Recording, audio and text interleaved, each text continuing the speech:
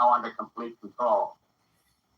The cylindrical object that lies in a pit directly below our position, surrounded on all sides by 8 battalions of infantry, without heavy field pieces, but adequately armed with rifles and machine guns. All cause for alarm, if such cause ever existed, is now entirely unjustified. Things, whatever they are, do not even venture to poke their heads above the pit. I can see their hiding place plainly in the glare of the searchlights here. With all their reported resources, these creatures can scarcely stand up against heavy machine gun fire. Anyway, it's an interesting outing for the troops. I can make out their khaki uniforms crossing back and forth in front of the lights. Looks almost like a real war. There appears to be some slight smoke in the woods bordering the Millstone River, probably fire started by campers. Well, we ought to see some action soon. One of the companies is deploying on the left flank. A quick thrust and it'll all be over. Now, wait a minute, I see something on top of the cylinder. No, it's nothing but a shadow. Now the troops are on the edge of the Wilmot Farm. 7,000 armed men closing in on an old metal tube. A tub, rather. Well, wait, that wasn't a shadow. It's something moving. Solid metal, kind of a shield-like affair rising up out of the cylinder. Going higher and higher. But it's standing on legs. Actually rearing up on a sort of metal framework.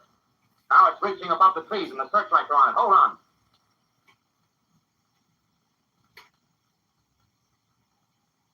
Ladies and gentlemen, I have a grave announcement to make. Incredible as it may seem, both the observations of science and the evidence of our eyes lead to the inescapable assumption that those strange beings who landed in the Jersey farmlands tonight are the vanguard of an invading army from the planet Mars. The battle which took place tonight at Grover Mills has ended in one of the most startling defeats ever suffered by an army in modern times. 7,000 men armed with rifles and machine guns pitted against a single fighting machine of the invaders from Mars. 120 known survivors. The rest strewn over the battle area from Grover's Mill to Plainsboro, crushed and trampled to death under the metal feet of the monster, or burned to cinders by its heat ray. The monster is now in control of the middle section of New Jersey and has effectively cut the state through its center. Communication lines are down from Pennsylvania to the Atlantic Ocean. Railroad tracks are torn and service from New York to Philadelphia discontinued, except routing some of the trains through Allerton and Phoenixville. Highways to the north, south, and west are clogged with frantic human traffic. Police and army reserves are unable to control the mad flight. By morning, the fugitives will have swarmed Philadelphia, Camden, and Trenton. It is estimated to twice their normal population. Martial law prevails throughout New Jersey and eastern Pennsylvania. At this time, we take you to Washington for a special broadcast on the national emergency. The Secretary of the Interior. Citizens of the nation, I shall not try to conceal the gravity of the situation that confronts the country, nor the concern of your government in protecting the lives and property of its people. However, I wish to impress upon you, private citizens and public officials, all of you, the urgent need of calm and resourceful action. Fortunately, this formidable enemy is still confined to a comparatively small area, and we may place our faith in the military forces to keep them there. In the meantime, placing our faith in God, we must continue the performance of our duties, each and every one of us, so that we may confront this destructive adversary with a nation united, courageous, and consecrated to the preservation of human supremacy on this earth. I thank you.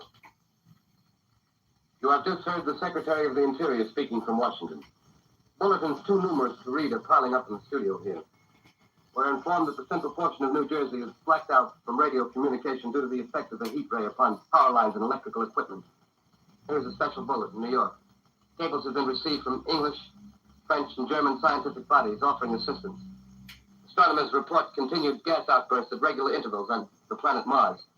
The majority voiced the opinion that the enemy will be reinforced by additional rocket machines. There have been several attempts made to locate Professor Pearson of Princeton, who has observed Martians at close range. It is feared he was lost in the recent battle. Langham Field, Virginia. Scouting planes report 3 Martian machines visible above treetops, moving north toward Somerville with population fleeing ahead of them. The heat ray is not in use, although advancing at express train speed. Invaders pick their way carefully. They seem to be making a conscious effort to avoid destruction of cities and countryside. They stop to uproot power lines, bridges, and railroad tracks. Their apparent objective is to crush resistance, paralyze communication, and disorganize human society. Here's a bulletin from Basking Ridge, New Jersey. Coon hunters have stumbled on a second cylinder similar to the first, embedded in the great swamp 20 miles south of Morristown. Army field pieces are proceeding from Newark to blow up the second invading unit before the cylinder can be opened and the fighting machine rigged. They're taking up a position in the foothills of Watchung Mountain. Another bulletin from Langham Field, Virginia. Scouting planes report enemy machines, now 3 in number, increasing speed northward, kicking over houses and trees in their evident haste to form a conjunction with their allies south of Morristown. Machines also sighted by telephone operator east of Middlesex within 10 miles of Plainfield. Here's a bulletin from Winstonfield, Long Island. A fleet of Army bombers carrying heavy explosives flying north in pursuit of enemy. Scouting planes act as guards. They keep the speeding enemy in sight. Just a moment, please, ladies and gentlemen. Please turn the cassette over at this point to begin side 2.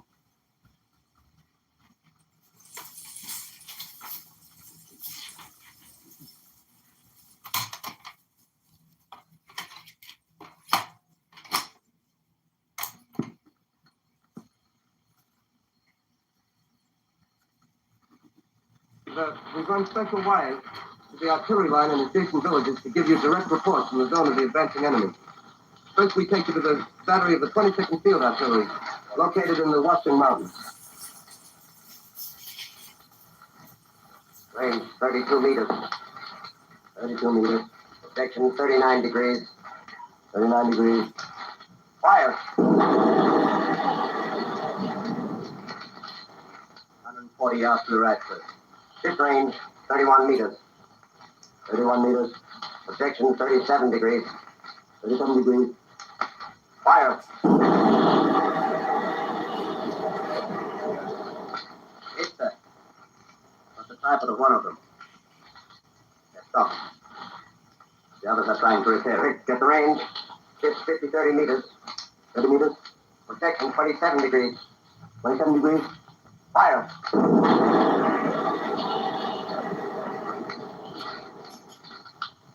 See the shell lamp, sir. Letting off the smoke. What is it? Black smoke, sir. Moving this way. Lying close to the ground. Moving fast. Put on gas mask. Get ready to fire. 24 meters.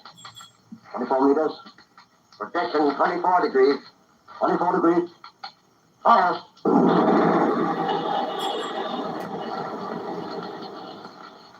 They can't see, sir. Smoke's coming nearer. Get the range. They can see. Meters. 23 meters. 43 meters. 22. 22. 22.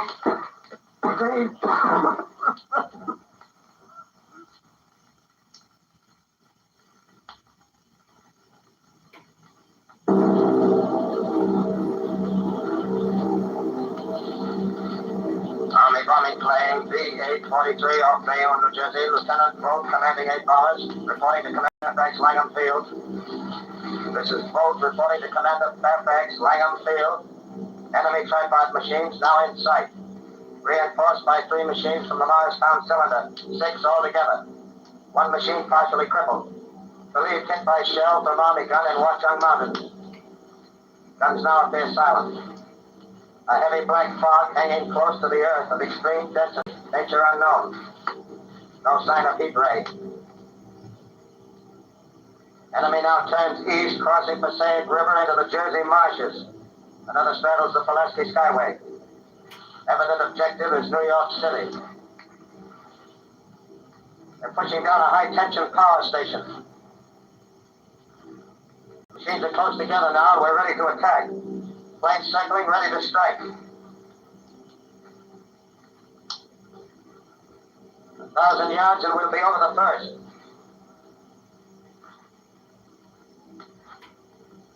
$800 yards.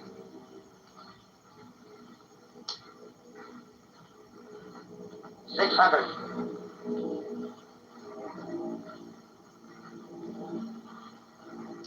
400. 200.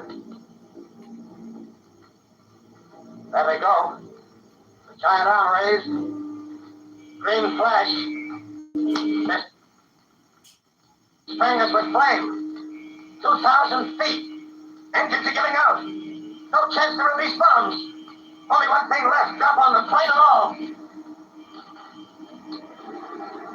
We're diving on the first one. Now the engine's gone. Hey!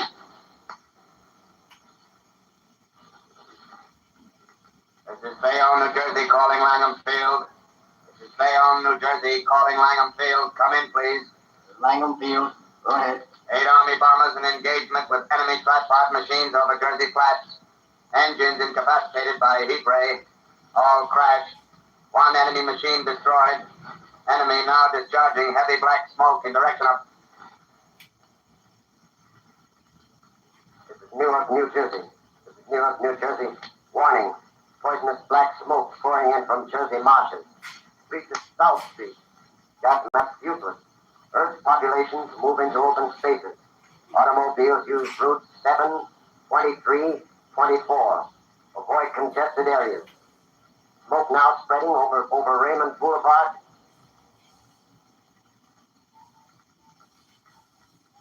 QX2L calling CQ, QX2L calling CQ, QX2L calling 8X3R. Come in, please.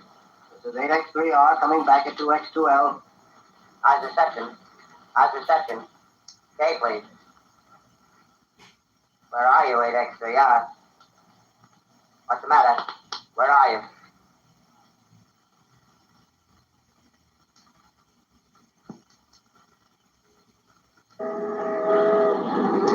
I'm speaking from the roof of Broadcasting Building. I'm speaking from the roof of Broadcasting Building, New York City. The bells you hear are ringing to warn the people to evacuate the city as Martians approach. Estimated in the last 2 hours, 3 million people have moved out along the roads to the north. Hutchinson River Parkway is still kept open for motor traffic. Avoid bridges to Long Island, hopelessly jammed. All communication with Jersey Shore closed 10 minutes ago. No more defenses. Our army is wiped out. Artillery, Air Force, everything wiped out. This may be the last broadcast. We'll stay here to the end. People are holding service here below us in the cathedral. Now I look down the harbor, all manner of boats, overloaded with fleeing population pulling out from docks. Streets are all jammed. Noise and crowds like New Year's Eve in city. Wait a minute, the enemy's now in sight above the Palisades. Five great machines. First one is crossing the river. I can see it from here, wading the Hudson like a man wading through a brook. A bulletin is handed me. Martian cylinders are falling all over the country. One outside of Buffalo, one in Chicago, St. Louis. Seem to be time and space. Now the first machine reaches the shore. He stands watching, looking over the city. Steel College head is even with the skyscrapers. He waits for the others. They rise like a line of new towers on the city's west side. Now they're lifting their metal hands. This is the end now. Smoke comes out, black smoke drifting over the city. People in the streets see it now. They're running toward the East River, thousands of them, dropping in like rats. Now the smoke's spreading faster. It's reached Times Square. People are trying to run away from it, but it's no use. They're falling like flies. Now the smoke's crossing 6th Avenue. 5th Avenue. 100 yards away. It's 50 feet.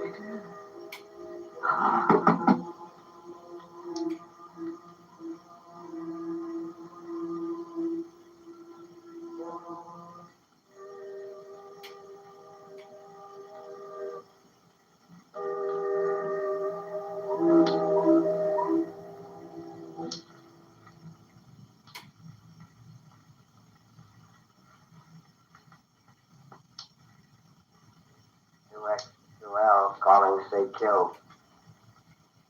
2X2L calling CQ. 2X2L calling CQ, New York. Isn't there anyone on the air? Isn't there anyone on the air? Isn't there anyone? 2X2L.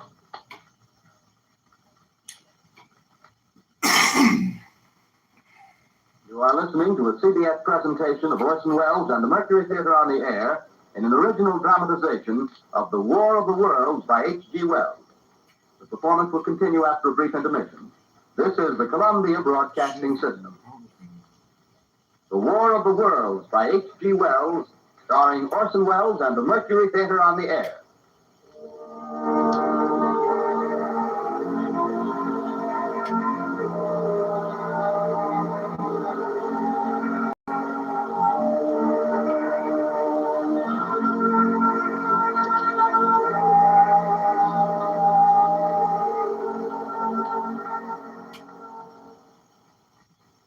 As I set down these notes on paper, I'm obsessed by the thought that I may be the last living man on Earth. I've been hiding in this empty house near Grover's Mill, a small island of daylight cut off by the black smoke from the rest of the world. All that happened before the arrival of these monstrous creatures in the world now seems part of another life. A life that has no continuity with the present. Furtive existence of the lonely derelict who pencils these words on the back of some astronomical notes bearing the signature of Richard Pearson. I look down at my blackened hand and I try to connect them with a professor who lives at Princeton and who on the night of October 20th glimpsed through his telescope an orange splash of light on a distant planet. My wife, my colleagues, my students, my books, my observatory, my world. Where are they? Did they ever exist? Am I Richard Pearson? What day is it? Do days exist without calendars? Does time pass when there are no human hands left to wind the clocks? Writing down my daily life, I tell myself I shall preserve human history between the dark covers of this little book that was meant to record the movements of the stars. But to write, I must live, and to live, I must eat. Find moldy bread in the kitchen and an orange not too spoiled to swallow. Keep watch at the window. Time to time, I catch sight of a Martian above the black smoke. Smoke still holds the house in its black coil, but length there's a hissing sound, and suddenly I see a Martian mounted on his machine, spraying the air with a jet of steam as if to dissipate the smoke. I watch in the corner as his huge metal legs nearly brush against the house. Exhausted by terror, I fall asleep. Morning. Morning. Sun streams from the window. Black cloud of gas is lifted, and the scorched meadows to the north look as though a black snowstorm had passed over them. I venture from the house. I make my way to a road, no traffic. Here and there, a wrecked car, baggage overturned, a blackened skeleton. Push on north. For some reason, I feel safer trailing these monsters than running away from them. And I keep a careful watch. I've seen the Martians feed. Should one of their machines appear over the top of trees, I'm ready to fling myself flat on the earth. Come to a chestnut tree. Kitover. Guess that's a right. Fill my pockets. Let's keep alive. 2 days I wander in a vague northerly direction through a desolate world.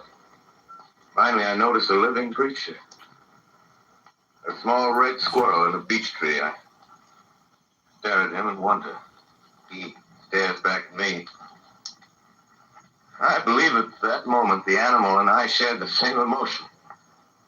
The joy of finding another living being. Push on north. I find dead cows in a brackish field and beyond the charred ruins of a dairy, a silo remains standing guard over the wasteland like a lighthouse. Deserted by the sea.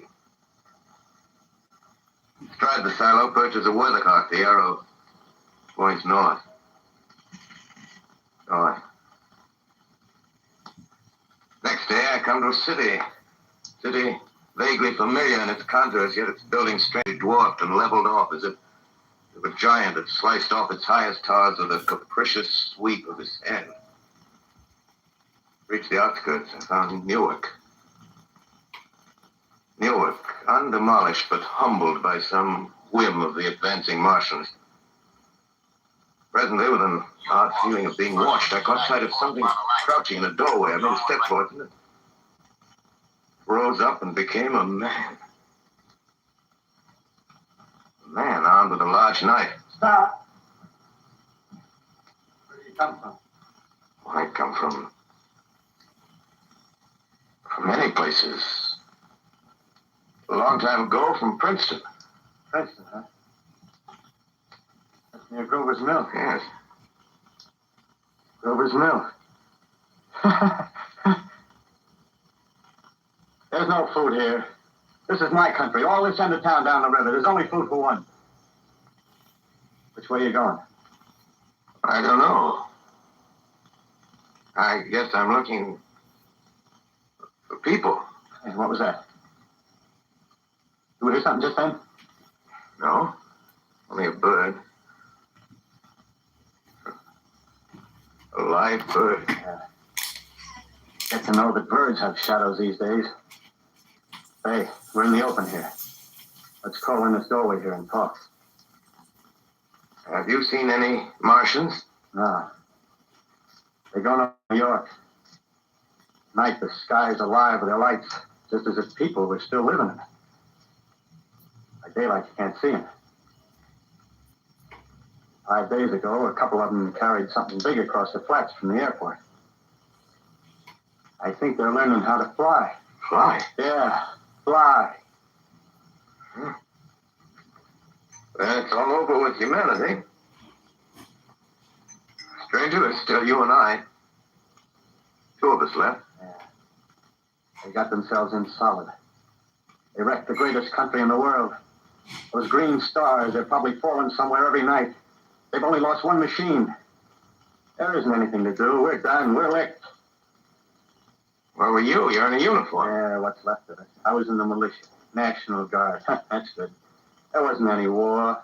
Any more than there's war between men and ants. Yes, but we're eatable ants. I found that out. What'll they do to us? I filled it all out. Right now, we're caught as we're wanted. The Martian only has to go a few miles to get a crowd on the run. But they won't keep on doing that. They'll begin catching us systematic, like keeping the best and storing us in cages and things. They haven't begun on us yet. Not begun. Not begun. All that's happened so far is because we don't have sense enough to keep quiet. Bothering them with guns and such stuff and losing our heads and rushing off in crowds. Instead of our rushing around blind, we gotta fix ourselves up. Fix ourselves up according to the way things are now. Cities, nations, civilization, progress. Yes, but if that's so, what is there to live for? Well, there won't be any more concerts for 1,000,000 years or so, and no nice little dinners at restaurants. If it's amusement you're after, I guess the game's up. What is there left? Life, that's what. I want to live. Yeah, and so do you. We're not going to be exterminated. And I don't mean to be caught either. Tamed and fattened and bred like an ox. What are you going to do? I'm going on. Right under their feet. I got a plan. We men as men, we're finished. We don't know enough. We got to learn plenty before we got a chance. We've got to live and keep free while we learn, see? I've thought it all out, see? Well, tell me the rest. Well, it isn't all of us that are made for wild beasts. That's what it got to. That's what it got to be. That's why I watched you. All those little office workers that used to live in these houses. They be no good. They haven't any stuff in them. They used to run off to work. I've seen hundreds of them running to catch their commuter's train in the morning, afraid that you can't if they didn't. Running back at night, afraid they wouldn't be in time for dinner. Lives insured and a little invested in case of accident. Then on Sundays, worried about the hereafter. The Martians, they'll be a godsend for those. Nice roomy cages, good food, careful breeding, no worries. Yeah, after a week or so of chasing around the fields on empty stomachs, they'll come and be glad to be caught. You thought it all out, haven't you? Sure, you bet I have. That isn't all. These Martians are going to make pets of them. Train them to do tricks. Who knows, get sentimental over the pet boy who grew up and had to be killed. Yeah, and some maybe, they'll train to hunt us. Yes, they will. There's none to do it gladly. One of them comes after me by... In the meantime, you and I and others like us, where are we to live when the Martians own the Earth? I got it all figured out. To live underground. I've been thinking about the sewers. Under New York, there are miles and miles of them. The main ones are big enough for anybody. And there's cellars, vaults, underground storerooms, railway tunnels, subways. You get to see. We got a bunch of strong men together. No weakness. That rubbish. Out. As you meant me to go. Give you a chance to. Won't quarrel about that. Go on. Well, you got to make safe places for us to stay in, see? There are books with science books. That's where men like you come in, see? We raid the museums. We'll even spy on the Martians. May not be so much we have to learn before... Just imagine this. 4 or 5 of their own fighting machines suddenly start off. Heat rays right and left. Not a Martian in them. Not a Martian in them, see? But men. Men who've learned the way how. Maybe in our time. See? Imagine having one of them lovely things with a heat ray wide and free. We turn it on Martians. We turn it on men. We bring everybody down on their knees. That's your plan. You. Me. Mark. We own the world. I see. Hey. Where are you going? Not to your world. Right, stranger. Well, after parting with the artilleryman, I came at last to Holland Tunnel, entered that silent tube, anxious to know the fate of the great city on the other side of the Hudson. Cautiously, I came out of the tunnel and made my way up Canal Street. Reached 14th Street, and there again were black powder and several bodies and an evil, ominous smell from the gratings of the cellars of some of the houses. I wandered up through the 30s and 40s, stood alone on Times Square. Caught sight of a lean dog running down 7th Avenue with a piece of dark brown meat in his jaws. A pack of starving mongrels to eat. Made a wide circle around me, so he feared I might prove a fresh competitor. Walked up Broadway in the direction of that strange powder, that silent shop windows, displaying their mute wares to empty sidewalks.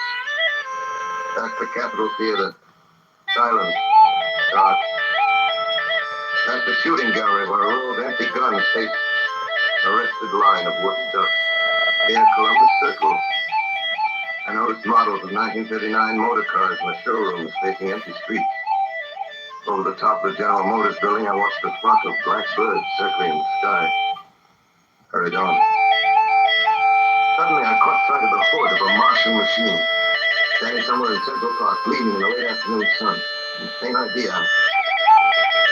I rushed recklessly across Columbus Circle and into the park. I climbed a small hill above the pond of 60th Street. From there, I could see standing in a silent row along the mall 19 of those great metal Titans, their cowls empty, their steel arms hanging listlessly by their sides. I looked in vain for the monsters that inhabit those machines. Suddenly, my eyes were attracted to the immense flock of black birds that hovered directly below me. They circled to the ground. And there before my eyes, stark and silent, lay the Martians with the hungry birds pecking and tearing brown shreds of flesh from their dead bodies. Later, when their bodies were examined in laboratories, it was found that they were killed by the putrefactive and diseased bacteria against which their systems were unprepared. Slain, after all, man's defenses had failed. That is the humblest thing that God, His wisdom, has put upon this earth.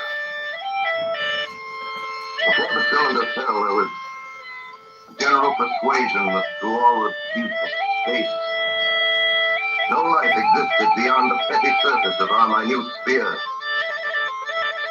Now we see further.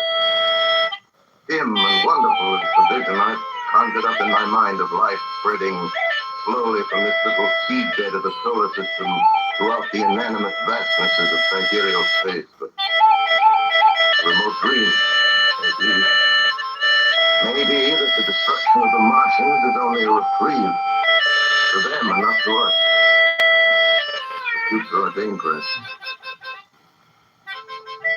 Strange it now seems to sit in my peaceful study, Princeton, writing down this last chapter of the record begun at a deserted farm in Grover's Mill. Strange to watch children playing in the street. Strange to see young people strolling on the green where the new spring grass heals the last black scars of the blue drift. Strange to watch the sightseers enter the museum where the disassembled parts of a Martian machine are kept on public view. Strange when I recall the time I first saw it.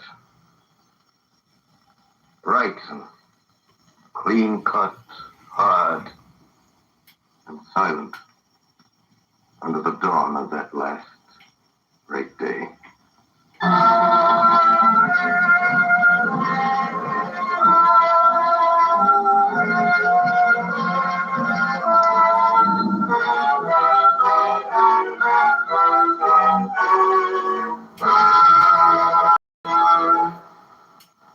This is Orson Welles, ladies and gentlemen. Out of character, to assure you that the War of the Worlds has no further significance than as the holiday offering it was intended to be. The Mercury Theater's own radio version of dressing up in a sheet and jumping out of a bush and saying boo. Starting now, we couldn't soap all your windows and steal all your garden gates like our night, so we did the best next thing. We annihilated the world before your very ears and utterly destroyed the CBS. You will be relieved, I hope, to learn that we didn't mean it, and that both institutions are still open for business. So goodbye, everybody, and remember, please, for the next day or so, the terrible lesson you learned tonight. That grinning, glowing, globular invader of your living room is an inhabitant of the pumpkin patch, and if your doorbell rings and nobody's there, that was no Martian, it's Halloween.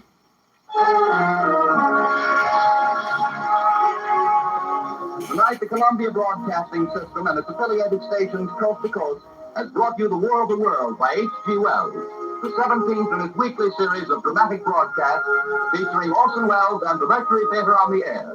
Next week, we present a dramatization of 3 famous short stories. This is the Columbia Broadcasting System.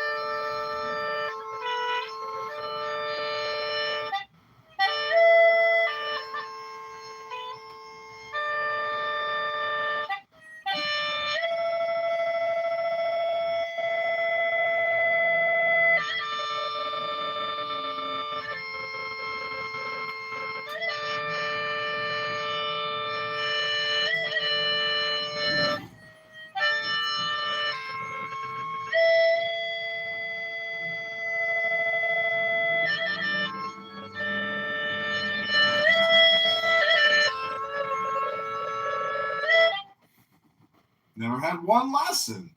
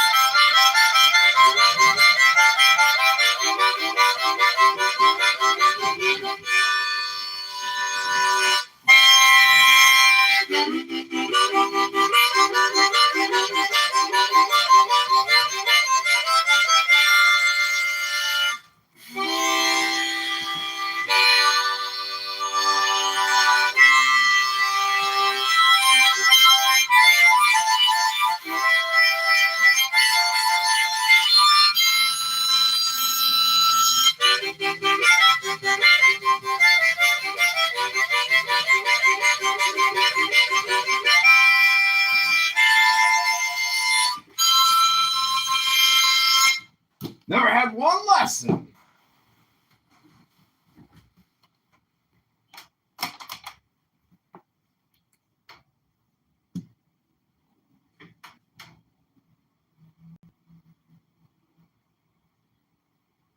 Only if Iran continues to fight.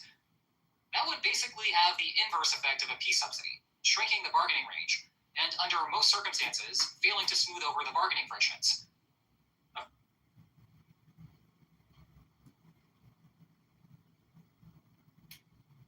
The first thing I said was just that people who experience discrimination under the city's programs, housing ordinances, or practically the program, would qualify. That's what I read in Associated Press. Was the draft of the guidelines for the program that Tina just gave us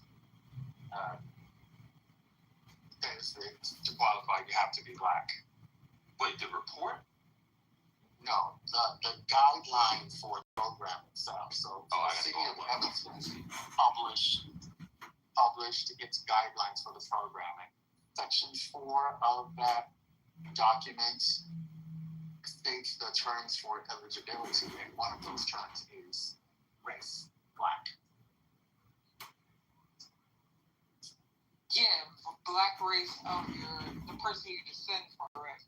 For you, if you're still alive, if you experience and you experience housing discrimination in Evanston during that period. Well, if you're a quadroon who identifies as white, but whose great-granddaddy was denied something in 1928 because he was a Negro, you actually would be eligible. Yeah, and the quadroon eligibility. They're claiming discrimination to an ancestor that was not Black in Evanston. Nor was the person they descend from who lived in Evanston. So what is their job on purpose?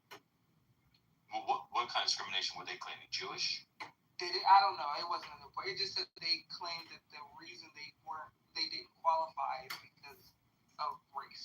They were excluded on the invented that you should, if you were naive, it's not a crime. If you were ignorant, it's not a crime. But if you were resilient, then not have any language like that, and the way it'll wash out is it'll be 99.9% of the Blacks, and the occasional Jew or Latino or Irishman or something. That's what I assumed. That's what I assumed the program said. That's what I thought it was going to say. I was shocked to see race explicitly included in there. It's very explicit. For all the people for all the reparationists who have made the argument that we should listen to or hear from the Republicans around the creating policies, or for all those who have sort of at times asked the question, well, what about policies explicitly for the black man? Well, here you have one instance that answers both questions, and see what the Republican administration thinks about policies around reparations. And we see Now they're our best friend. I'm not sure. I don't want to assume. Evanston City Council. I have to see how many Republicans are on the Evanston City Council. Zero. Wrong. Zero Republicans.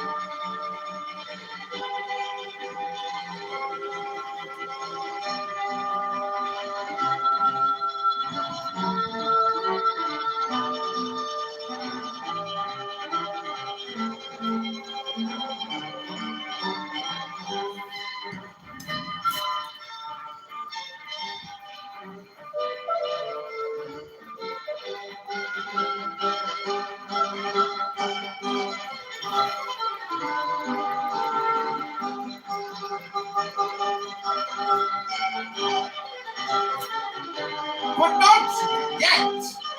Nothing like it to the gym. I gotta leave here. I gotta go to the gym.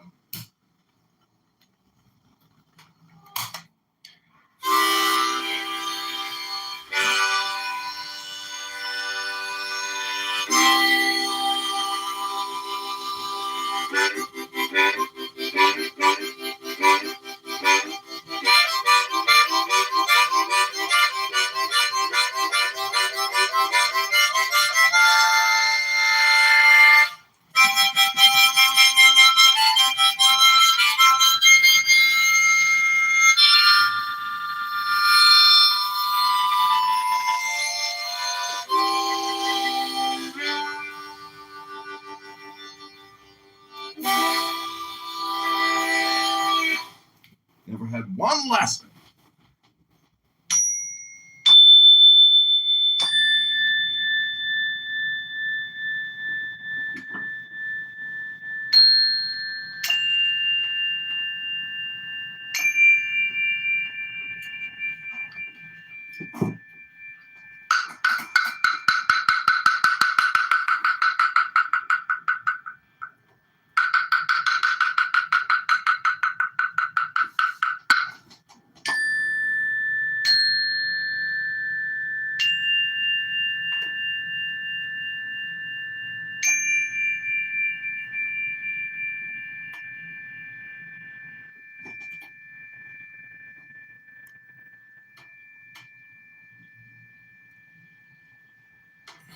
This is John Kitover, Chicago mayoral candidate, creating videos to liberate the city of Chicago from liberal, intellectual, Democrat progressives. One video clip at a time. Go to ChicagoMayorVote.com, ChicagoVoteRegistration.com, or ChicagoMayorElect.com, or ChicagoMayoral.com, or just Google John Kitover. Rabono Shalom alum, we need your campaign donations for this Chicago mayoral race, and we need your signature now on our petitions. Today's the official campaign launch party for John Kitover, Chicago mayoral candidate 2027. Like, share, and subscribe to this video.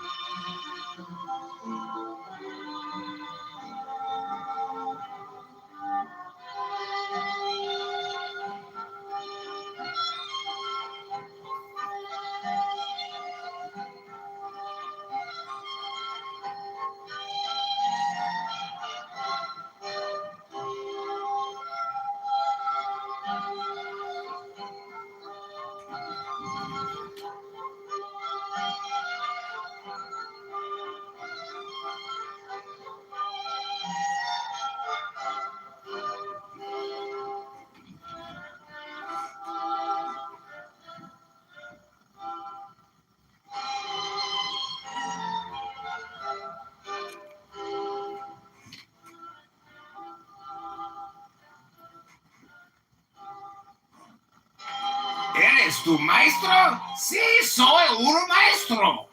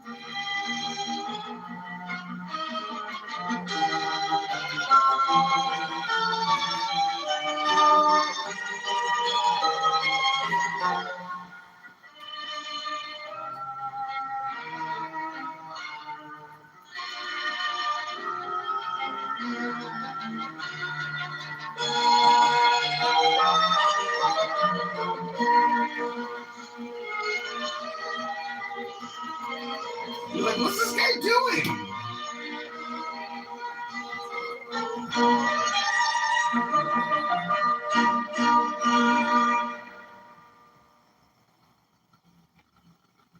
If you haven't figured out what I'm doing, I'm creating clips here for YouTube, exclusive. John Kitover directs Mozart, the next mayor of Chicago, the greatest artist in Chicago, greater than Obama and his husband, Michael. I hear you two and Bono are performing at the Obama Center. Wow! What a show that's good. Tickets are only going to be $80,000. You get an Obama ticket with Bono and U2. That's a big ticket in Chicago.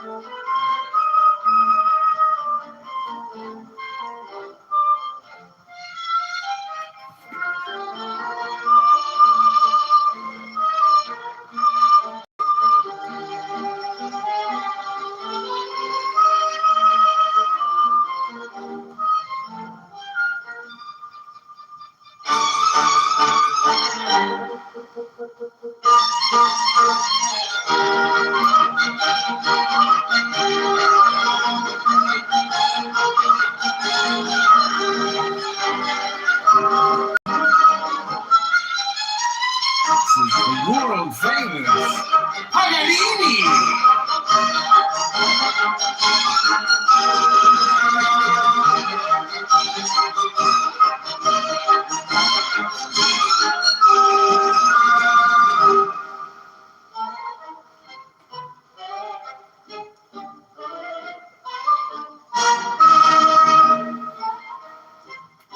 You are listening to the world famous Paganini.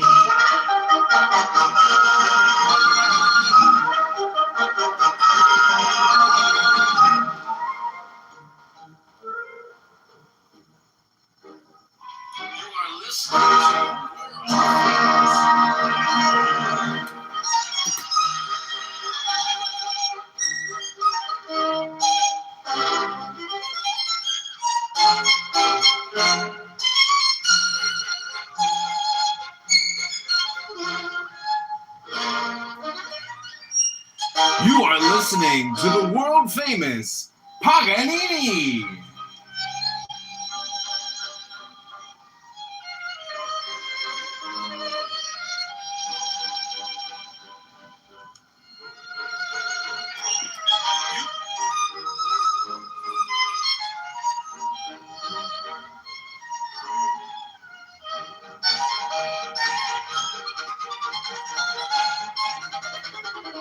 You are listening to the world famous Paganini.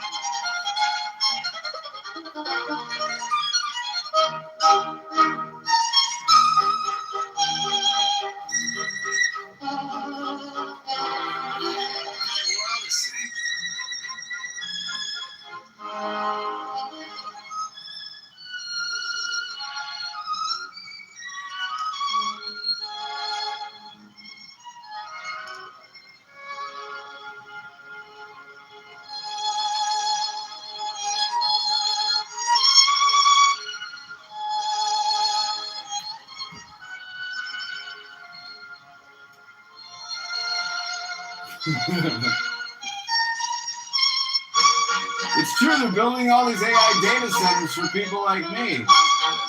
Creators. I am a creator.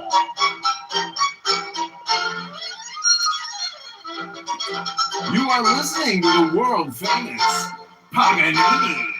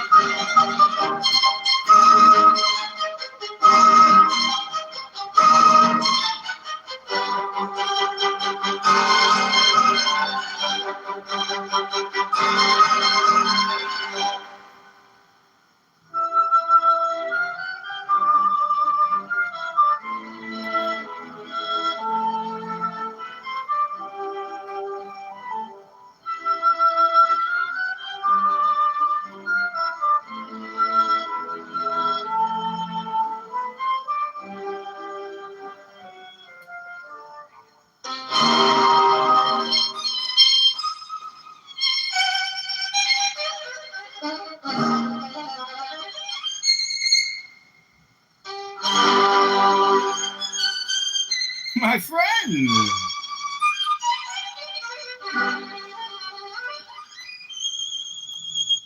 Welcome, my friend. What's up? It's been a while. How are you? Rabbanu Shalom, I'm listening to Paganini. Oh, that was nice. Very, very good music. Sometimes, John, I'll be honest, I love talking with you. But sometimes when I talk with you, I'm afraid that you're disappointed in me because I'm still wasting my life. But then I remember, you're wasting your own life.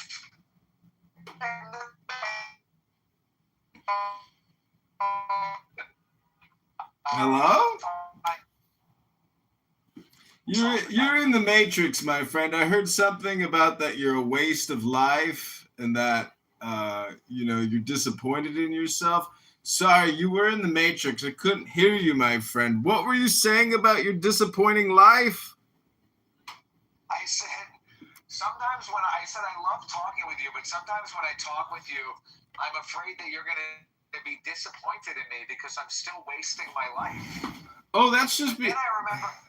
No, you are wasting your life even telling me. No, I heard you twice now. I was just being facetious. You're wasting your life, yeah. I am judging you now because you've wasted your time twice now telling me about how you're wasting your life and I'm wasting my life. But you see, my friend, there's a difference here. I'm not wasting my life. You're wasting your life. And in the same way that your opinion and my opinion, it's just opinion. It's not a fact. It's not the truth. It's just like your opinion or something, my friend. But anyways, my friend, you know how I know when you won't be wasting your life or your time? Like these fucking losers here in Andrew's brain rot room who go on and on and on, lose all their focus and attention and opportunity. What a waste of fucking time these strokers do. It's like if I could just film them and automate the filming, well, then I'd have a product. And these losers would be just like these drone slaves, endlessly talking, endlessly trolling each other, endlessly wasting their time. Hello? Hello? Hello?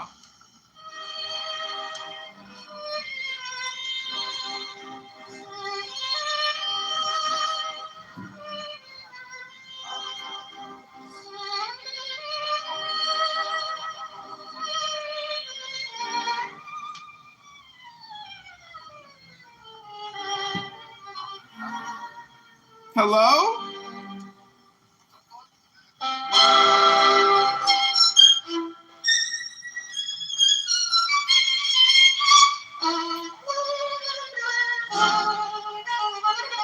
Some of you may have never heard of this before. This is called classical music.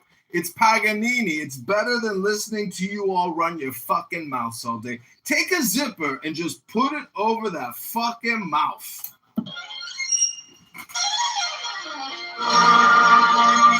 Oh, that means you have to use your ears now. Stop using those fucking lips. Those big fucking lips. That big fucking mouth.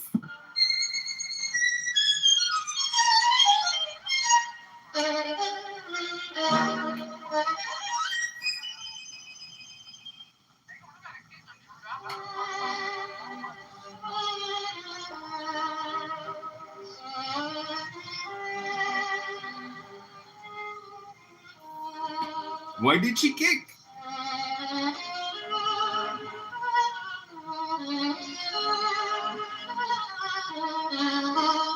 Okay, more Carmelo Anthony, 24/7, You're not gonna 7 days a week. I'm not a faggot. You're not gonna get that on your. First of all, that is public property. The school. I know, it's on the beach. So no. But the tent you purchased, that's your tent. That's different. That's your. You have. It's their tent. They have their own. It's their tent for their school. Their school purchased it.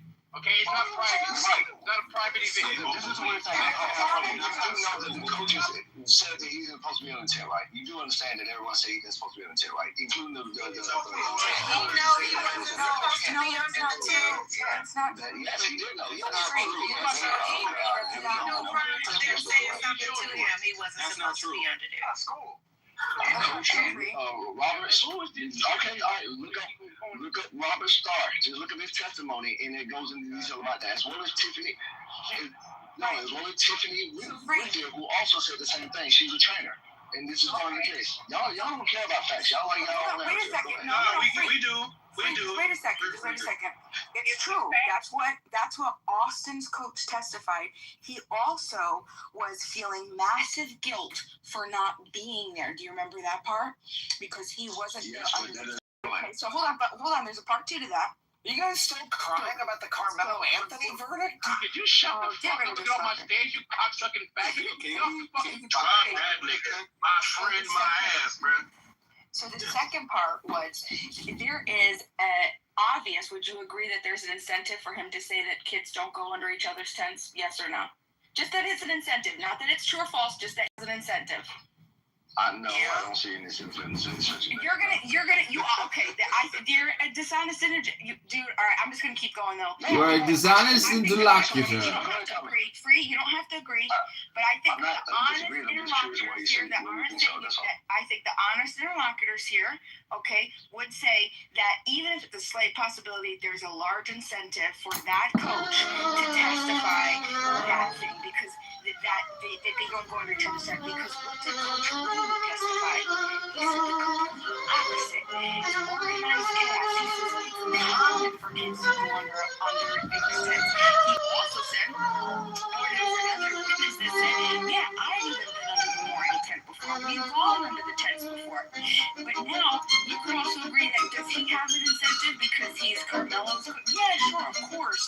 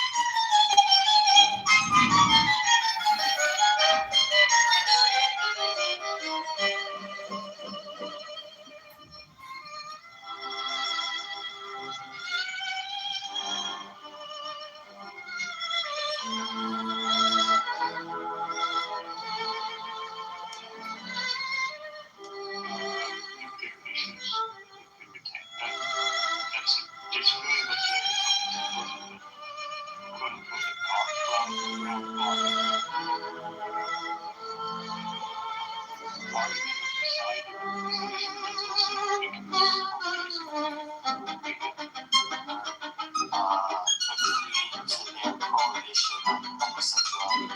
Now, there are other Christian churches that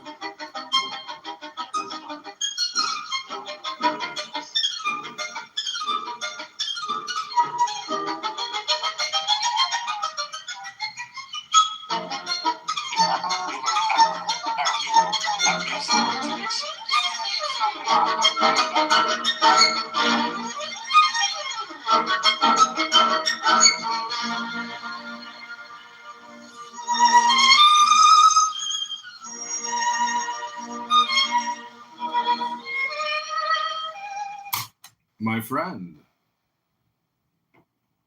Hello?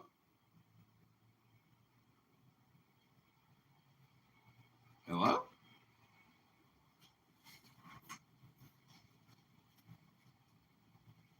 Okay, this is called mindfulness.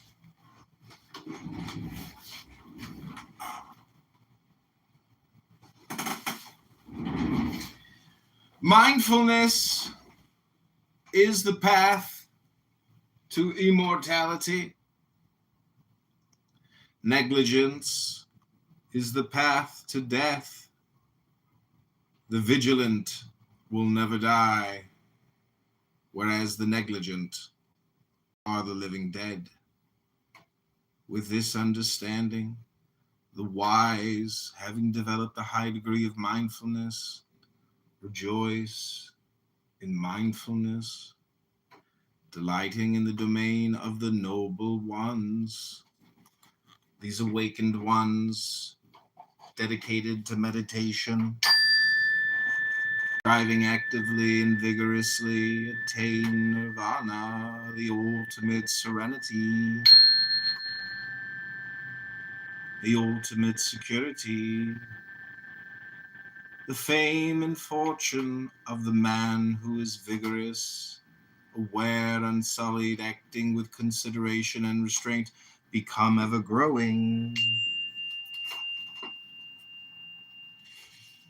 The wise man by vigor, mindfulness, restraint, and self-control creates for himself an island which no flood can submerge. The foolish, the unwise surrender themselves to negligence, whereas the wise man protects his mindfulness as his most valuable possession. Don't lose yourself in negligence. Don't lose yourself in sensuality, for it is the mindful and meditative man who will experience supreme happiness. When the enlightened man frees himself from careless behavior through mindfulness. Free of sorrow, he gazes on the sorrowing masses, as one on the mountaintop gazes on the plain below. The mindful person among the mindless, the aware person among the unaware, surpasses the rest with his wisdom, like a superb racehorse, outstripping an old worn-out horse.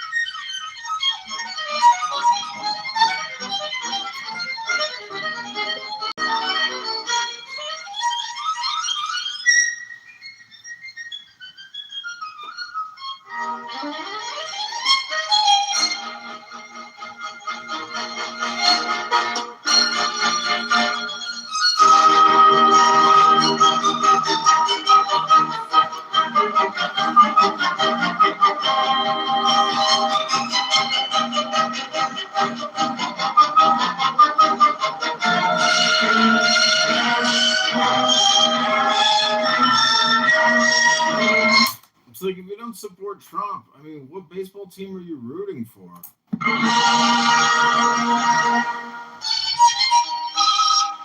You ain't rooting for America.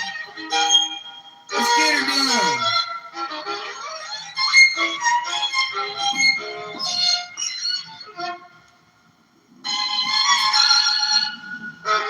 That's called an antique from eBay.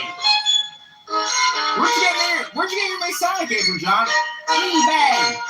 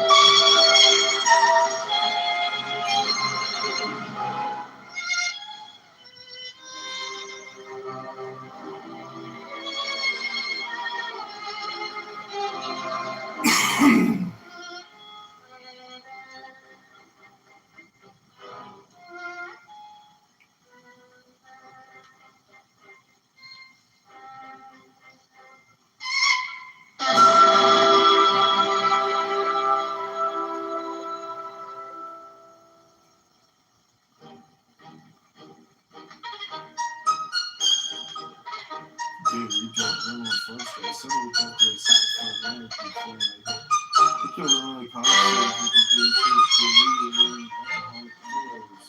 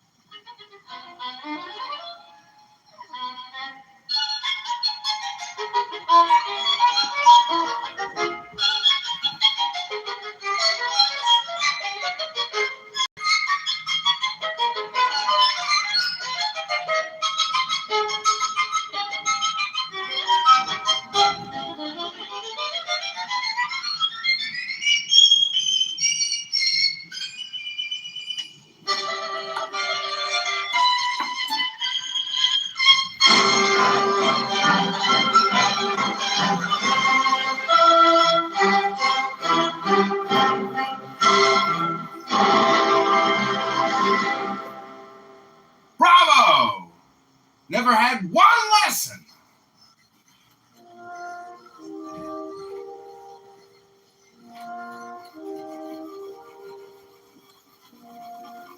It's not working.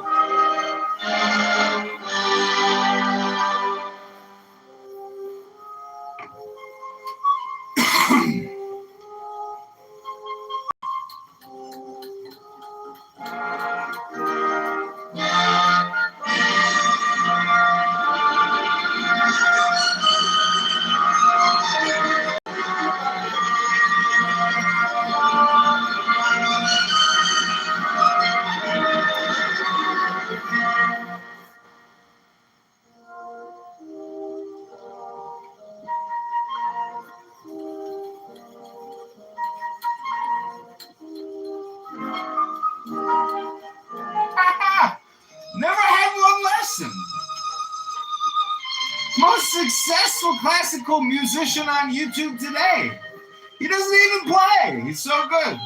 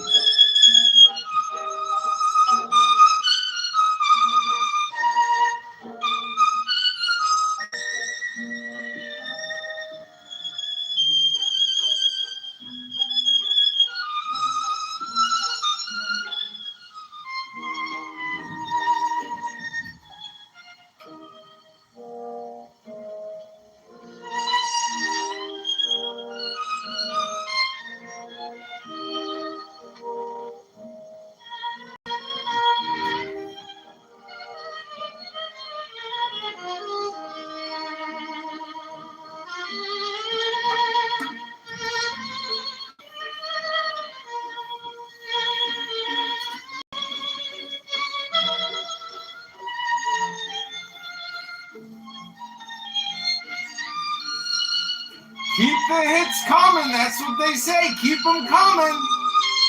Hit them again. Hit them hard. Keep the hits coming.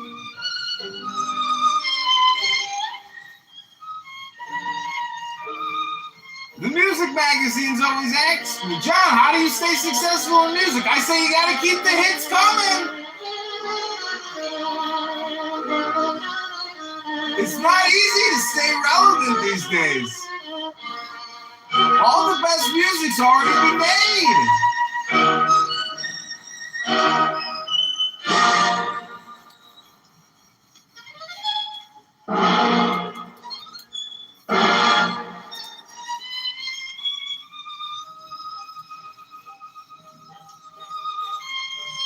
John, where did you go to music school? Oh, I went to Carnegie.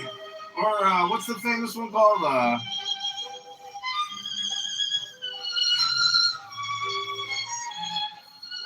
Where'd you go to school? Where'd you go to music school? I went to Clown Town. I went to the clown tent. I just hung out with the gypsies at the circus. They taught me how to play the fiddle.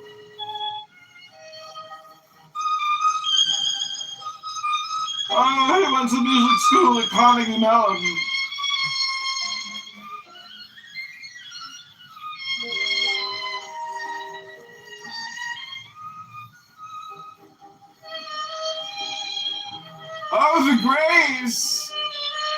son has such grace, such presence.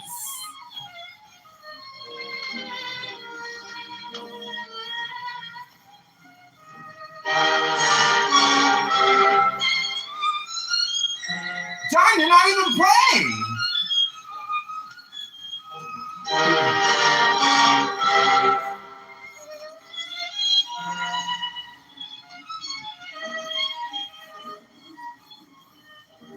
Nowadays, people don't even play the instruments. They just pretend they're playing instruments on YouTube.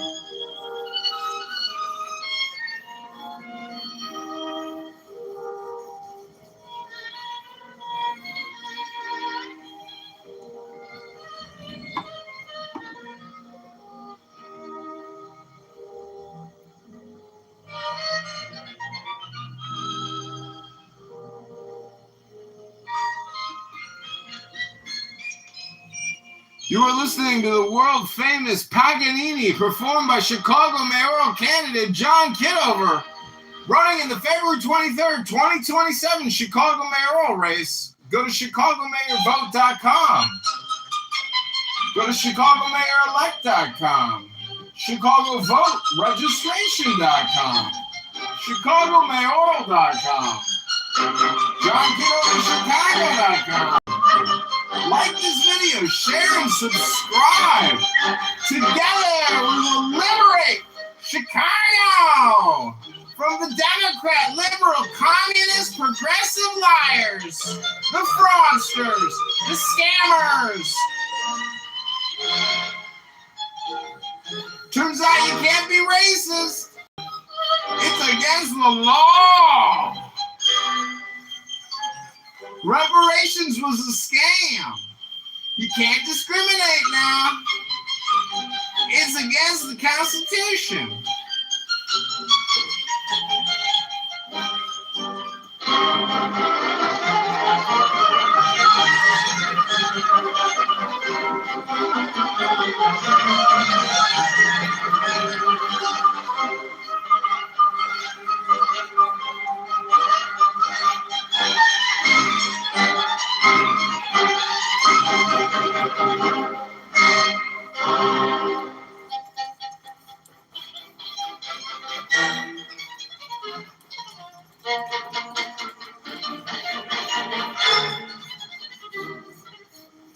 What are you doing with your life these days, John?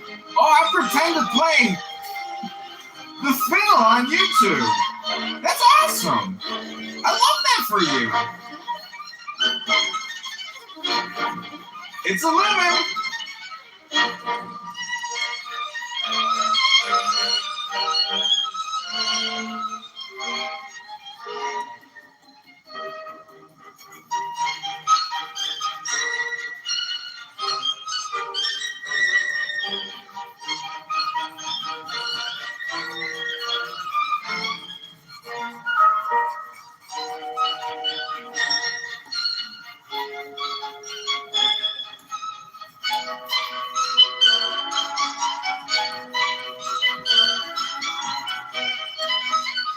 Is that guy really playing the violin? It really kind of looks like it, right? Am I seeing things or hearing things? Which one is it? Is John Kitover playing Paganini? John Kitover plays the violin. Have you seen Kitover play Paganini on YouTube? It's incredible.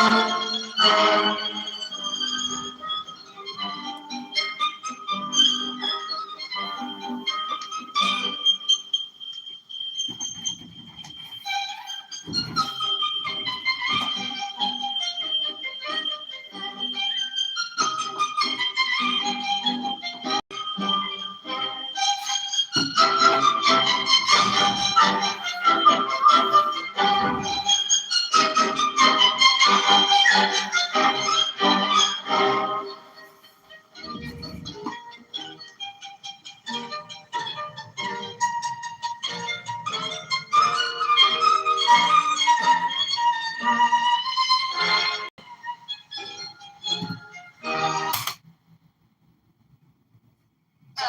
mother was a hooker. Your mother was a hooker. All right. Now, once again, I'm trying to.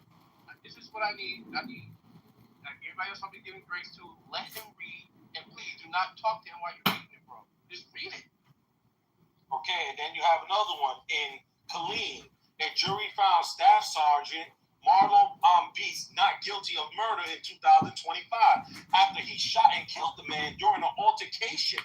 His attorney argued it was self-defense when the man just struck him and the sergeant pulled out his firearm and fatally killed him. This was just off someone hitting him once again, but he was acquitted. Another one in a jury acquitted Kitover and Vintage of capital murder and murder charges in 2021 of a double shooting after receiving self-defense instructions and accepted the defense's theory of the case. So those are three cases within just a couple years of someone just being hit by someone's hand and then killing them after. And they got acquitted. Yeah, so what we have to now do, go look up the circumstances. of the case. Exactly. Now you go look up the circumstances. What I'm gonna do is but what I know is now. So now, can we break down those? No, we have to read the facts of the case. Yes. But that may be a little too much to read. Hold on, Mr. 400. All I'm saying is this. Yes. For this man to say, because this is what the argument is. The young man, Anthony, is saying when he was attacked, he feared for his life. So that is the reason of him pulling out the knife. And in that case, if he claims this, right, that means the knife is justified. Because if someone punches you and you receive them back with fighting them back, yes, that's proportionate, yes. But now if you're in fear of your life, you can pull out that legal weapon if you want to. That's Texas law. So that claim was never made. Now, according to the defense, yes, it was. That's what they were arguing. What's the first case? What's the first case? Because we're going to pull the case and we're going to read the facts of that case. What's the first case you mentioned? What's the first case? The first case is Tarrant in Tarrant County. Juan Ramos Escamilla. Juan, Juan, that's Ramos, obviously you know that, and Escamilla. It was a murder in 2025 after he stabbed someone of a confrontation when someone hit him. Can I address something real quick before I continue this banter back and forth? Mike said in the chat, and that happened in Fort Worth, Texas. Resistance, you hear me, bro? My bad. Nah, you good, King. Just give me one moment. Mike says that Carmelo, a white man, ironically, Carmelo was not in fear for his life, or he wouldn't have talked shit and would have walked away when asked. That's not true at all. Not everybody that's scared is gonna freeze up and retreat. Right? Retreating is not the only indicator that a person is scared. I've been scared of plenty of situations. That's why it's called fight or flight. Those are both fear responses. Some people will fight for their life, others will retreat. So let's not say because he stood his ground means that he's null and void of fear, because that's not true. You probably should read a book. So real quick, listener, he could be in fear. The problem is, right, he could be in fear. The problem is you have to go off what's being said. It's the same logic that brings analogy out where this probably a lot more passive, a lot more talkable. Someone comes up to a guy and says, hey man, let me use your bike real quick. And the guy's like, sure, go ahead. He's like, I'll be right back. He called the police on the guy as soon as the guy takes the bike, right? The cops get the guy. He said, "Hey man, he told me I could use his bike." And the police asked, "Why did you call the police?" And you say, "You told me to use it." I was afraid he was going to take it anyway, so I just told him yes. Like, do you see how stupid that sounds and how fucked up that is? Like, you may be scared and all that, but we have to go off what's actually said. So if he's daring them, which is escalating the situation, we just have to take for what it is. So what he feels versus what he said is two different things. And more importantly of all, he had all the chance to clarify that, but he didn't.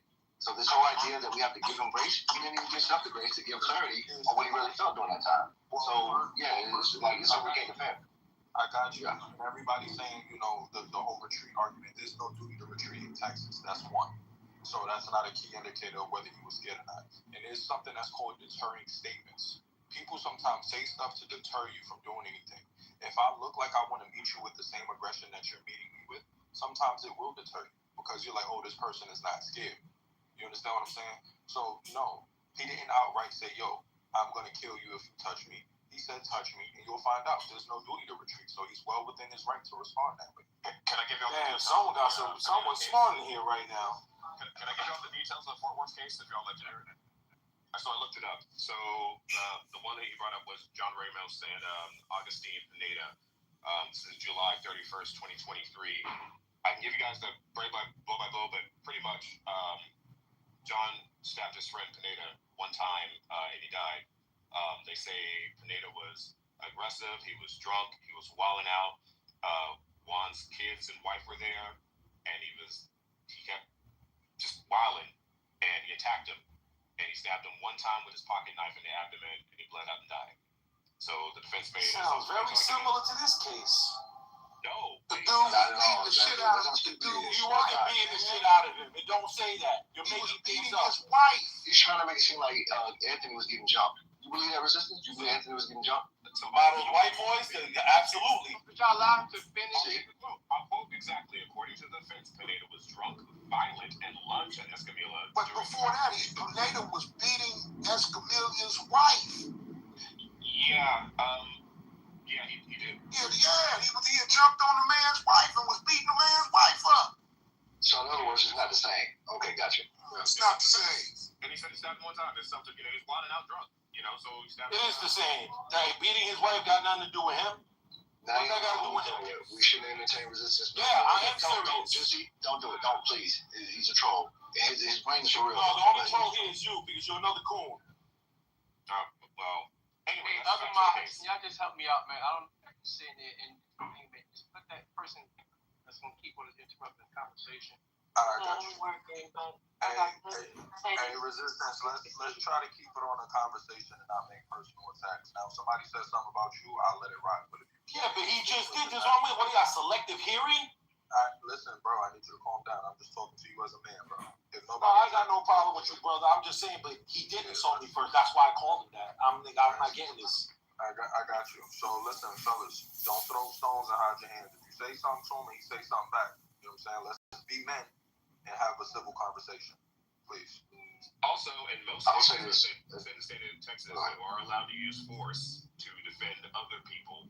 And oddly enough, you're allowed to use deadly force to defend other people's property in the state of Texas. But I think they repealed that part over the one case. But you can use force to defend other people, especially your family. And people have to understand what being a provocateur is, which I keep in on this point, right? Yeah, but not assessing. They were on equal footing. They were on equal footing. You asking someone to do something like move, asking, because again, that's what I was trying to address what you're saying, 400.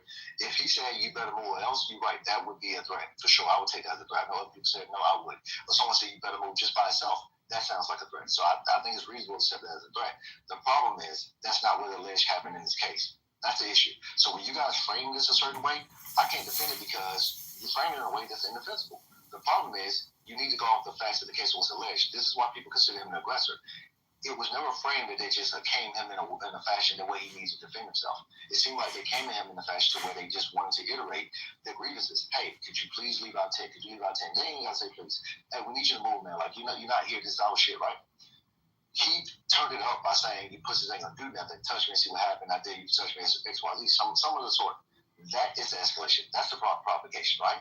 And when you start doing that, you're taking it to another level, which warrants some type of physical action. And again, they didn't have to touch him because what could happen? He could just sit there the whole time, and they just got a coach or teacher, or just let him sit there the whole fucking game. Who gives a fuck? But the point is, for the fact he did that, he loses every right to claim self-defense. He's not in a stand your ground position. That actually puts Metcalf in a stand your ground position, because Metcalf is where he's supposed to be. Metcalf is doing everything right in this particular situation. He's not.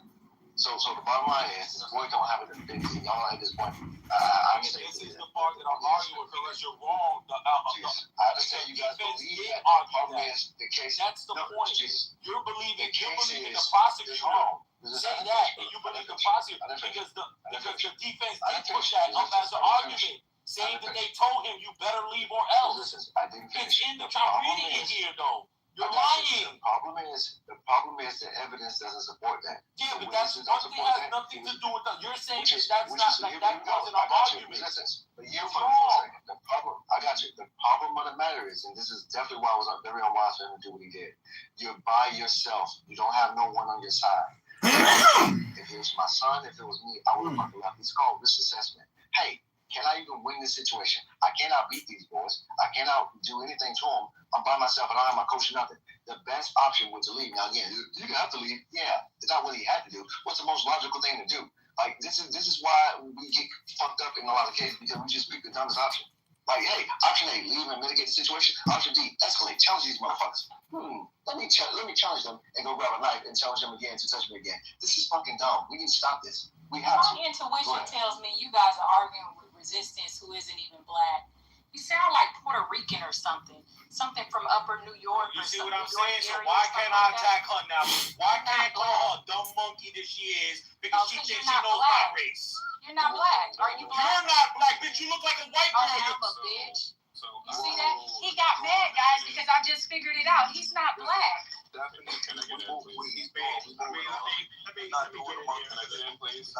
but that's the rhetoric of someone that's not black. You guys, I lived in New York for 2 years, so I know the accents, and I travel the country a lot. I know accents and stuff of people that aren't like black and white. So that he's like a Hispanic from like New Yorkish area, New Jersey, somewhere like that. So he's in here trying to propagate type of violence for black people to be violent, and he's not even black. That's why he got so mad, because if he would have said, I am black. Can I get it? You know what? That's neither. He's irrelevant. That's why most of us are not paying him any attention. But here's the thing that I've been listening to everybody, that is people are getting this whole case, and you can tell. I'm glad a lot of you people are not on juries. They keep saying that Carmelo Anthony had a knife. Did not have a knife. Even in the trial, they labeled it a tool. They labeled it a tool. That's during the whole trial. I got the minutes. Back in the great city of Chicago, the Windy City, for one of my favorite things to do, a Bubble IRL event, we got the Beat Pitched event Wednesday night Chicago at Paradise Park, 7 to 9 p.m. Come by, basically, just going to be people pitching their hot single friends. Roman's going to be pitching me. He's going to be my wingman. I hope he pitches me well. I mean, Roman's a convincing guy. He's going to be like, oh, this is tough. He's the best. It's going to be a great event. Paradise Park, Wednesday night. Come by, 7 p.m. These are always so much fun. I'm so glad to be doing another. We're actually charging him with this whole case. This young man is going to get a reversal. Doug Bully is saying it first. His case is going to get overturned, and he's going to walk away like Bill Cosby did. That's what the fuck is going to happen. Somebody, anybody, I challenge any one of you on this act. I don't care what your position, what your belief is. Go get the indictment and read it in this room. I'm sorry. So let me say something real quick, Ray, because I know everybody is hung up on his words during the approach. He said something to the effect of "Don't touch me, or else you'll touch me. You're gonna find out." So I'm on the Texas Law website. I'm interacting with the AI, and I'm getting. Fuck the Texas Law website. Go get the indictment. You have to let me finish. I just let you finish, bro. Please. But if you get the indictment, that is what he went to trial on. He didn't go to trial on that Texas Law bullshit. He went to trial on what is inside of his indictment. Please, not with the motion. Yeah, I understand what you're saying, but everybody is saying that because he said "don't touch me or else" or something to that effect, that it makes it a threat. Actually, under Texas law, is considered a verbal warning. That's not true, bro, because you gotta read the indictment. All of that stuff that you're reading to the latter is false. Everything that you're reading. Just allow I got the great city of Chicago, the windy city, for one of my favorite things. Go ahead, man. Go ahead. Do a bubble IRL. So saying something like "Don't touch me" or else when a person approached you, right, in a menacing way, which the Metcalf brother did, is not generally looked at as a threat. It's looked at as a verbal warning. I'm just saying for the people that are saying that. I'm reading it right now. All right. So here's my y'all gotta forgive this excitement. I'm not even gonna call it passion. Nah, we know what it is, bro. I'm just pissed off because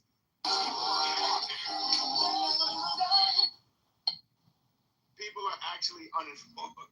People are actually uninformed. Everybody keeps, oh, he had a knife, he stabbed him with a knife.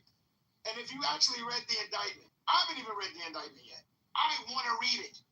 I want to see what that group of people in that room, in that secret room, decided to say, this is enough evidence to take this young man to trial. That is what he went to trial on. Anything that is outside of that indictment, pure propaganda, pure fodder to make that jury be bolstered and biased and come into a decision. That's what the fuck they did. Even during the trial, they showed what the weapon was. What the tool, I forgot exactly the tool. It's something tool they called it. It was a cleat. No, not a cleat. Hold on, stop. It's in my PTR. It's my PTR, guys. I put the link in the chat too. No, he's not talking about that. He's saying what they called it in court. What's the utility? They call it multi-tool. Yeah, multi-tool. Thank you. Hold on. Okay. Hold on. Free. Hold on. I'm gonna let me land He's here. still speaking. When he's finished speaking, you go ahead. I'm gonna land here. It was a utility tool. Thank you for who said that. A utility tool is exactly what it was. Anybody that you hear keep calling it a knife, there's some biased, ignorant, stepping fetch it, fucking coon ass motherfucker that say knife, and they want to see this young black man convicted. I'm done speaking. So I will. Thank you. So real quickly, is that my next? I thought it was next. Oh, my bad, bro. Can I? You mind real quickly? 10 seconds, bro. Free. Roy haven't spoken yet. Can you give it? Go ahead. That's fine. Go ahead. So I will go ahead and be that coon, step and fetch it, such and such. For all intents and purposes, it was a knife. They showed a fight. In fact, I will tell you exactly. Y'all can Google it right now. It is an Ozark Trail 6-in-1 multi-tool. Now, that is the marketing terminology used by Ozark Trail. If you actually look at the thing, it is a knife. In all intents and purposes, it is a knife. It has a 3.5-inch folding blade that comes out like any other folding knife. They called it a multi-tool, and I'm assuming this is marketing purposes that Walmart just doesn't want to sell something called a knife. But like, it comes with a tiny little flashlight on it. At the bottom, there's a seatbelt underneath the hilt of the handle, and I think it has a flint scraper. But those are just extra add-ons. If you saw it on the ground, anybody around here would look at it and say, "That's a knife." This is another part of it. Okay, I was next. Wait a second. On that utility tool, what else is on it? The screw port? What else is on there? There's a flashlight at the bottom of the hilt. There's a blade inside the bottom used to cut your seatbelt. Come on, man. Move that motherfucker. Look at my PTR, brother. That's what it is. So you keep describing. Just look at my PTR. Wait a minute. I asked you a question. I just wanted to get the answer on. So on that same. That is not what it was in this trial. That's not it. Yo, y'all niggas, that's why I hate you niggas. That's not what it was. That's not what it was. What are you talking about? Listen to the PTR, the one they call for. Look at my PTR. Put me out 400, yeah. If you have something different, PTR. If you say something Hold on a second. It was Hold on, I'm making sure. what it was? These some lying motherfuckers. That's why I hate you niggas. Exactly, it's a fucking knife. And I put the link in the chat from the too. if it's something different, don't bring the photo. No. we're not gonna go with that. We can't go with that. Can't. Why not? Why not? That type of knife, but the knife is a knife. It's literally marketed as a utility tool. You can look this up and it'll tell you it's a utility tool. But still, like, those are defensive methods. Everybody wants to attack when they don't have anyone to agree with them. Just take it easy, okay? We just want to have a discussion, right? A utility knife has multiple things on it, and then he was at a track meet, so he didn't go there as if he was running through some streets trying to protect himself. Can we say yes and no to that? He was at a track meet, right? Isn't he a runner? You're absolutely Yeah, but that don't mean his intentions weren't to hurt somebody if he felt like he needed to. No, It's just in case of shit. You cannot. Hold on. You cannot be the person to predict like you were Miss Cleo or something. In that case, you got two to three people. Even if it's just two people, because they were twins. So if one brother do something, I don't want to hear. Please don't do that to me. All right? If your brother do something, you're gonna react with your brother too at the same time too. Right? Yes or no? But that didn't happen. They didn't do anything. All right, you're right, generally speaking, but that didn't happen. Yes, I would generally. Yes, I'm saying yes, I would generally speaking. Don't go too far, range. Yes, because when you're in that predicament, that's the only time you can say, okay, this was. Damn, this motherfucker right here, and these big ass motherfuckers. Nah, I'm not fighting these niggas. Like, if I have to, I'm gonna protect myself. Right? That's what happens. If you have to, that's a key word, yes. So he didn't go to the track meet with intentions to hurt someone. Now, if I know if I'm gonna go somewhere with a couple of dudes on that wear the opposite color as myself, I'm gonna carry a gun with me because I might get touched. And if I have to use that gun, I know I'm going to have to do time because I went there with intentions to hurt somebody or kill somebody if they put their hands on me. This wasn't the case with that young man. Let me ask you a question. Wait. Go ahead. When he was on that tent and asking to move, right?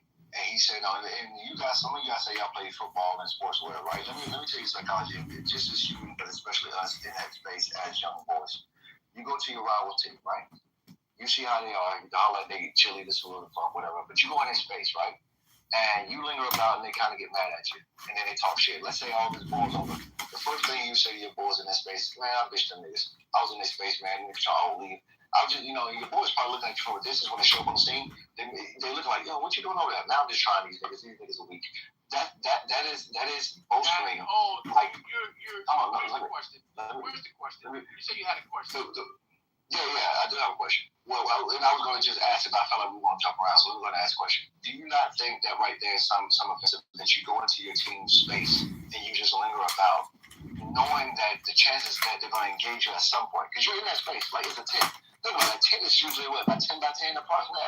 You don't have to persuade us. I'll answer. I get what you're saying, right? Do you want me?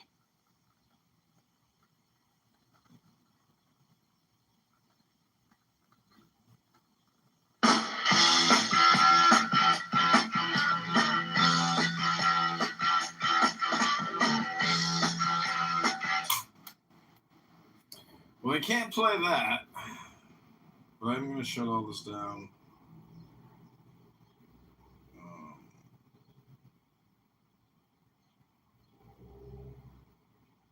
Guess it starts in 45 minutes. Do things to try to get rid of people and say things that are not true. Spreading propaganda. That like virtue is very vulgar. That's not something I mean. Both of us have been me and Bobby around the docks, so we're not who's we don't really care. Yeah, we've been in the community for like 10 years now. We go all the way back to like the early Jack Angstrike days, way before your time to Mario. And when he was kicking people's asses in the movie theater and shit. Yeah, that's some elite level knowledge right there. Yeah. So what I'm saying is, to Mario, the way this community works, what they're doing to you is they're trying to pull you in, and they've successfully done it. It's like a form of dark magic that they're doing to you. No, see, when we said about the beating up in the movie theater, he probably thinks you're joking, right? Oh, yeah, seriously. The best part of that is the best part of that whole thing. Do you know who Jack Angstrike is to Mario? No. Could you imagine beating somebody up because they wouldn't shut up? They wouldn't. Yeah. In the movie theater. and admitting it. And then he And said then he he stayed. stayed, like, even though the cops got called, because he couldn't miss the movie. Yeah, because Elite level. he watches a certain amount of, like, he's watched every single movie. Apparently, he said in that documentary that he would, like, sit in, like, the cinema for, like, 17 hours at a time, and so he would eat foods that, like, made him constipated on purpose so that he wouldn't shit, so he could just sit there all day and watch movies. Yeah, because he was so full of shit that he was, you know. Oh my gosh. Mario, this is the man who started this community. So, you know, like, who do you think is the leader of this community right now, Mario? Again, these are things that I don't think about, but I don't know. Well, right now, I think it's Cora that's... No, it's not. Believe it or not.